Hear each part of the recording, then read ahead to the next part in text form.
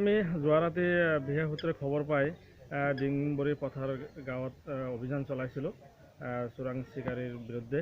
তাতে আমি 4খন নাও পালোঁ আৰু এনেকুৱা আপোনালোকে দেখা পাইছে 11টাকৈ কামচৰাই আমি উদ্ধাৰ কৰিবলৈ সক্ষম হৈছোঁ।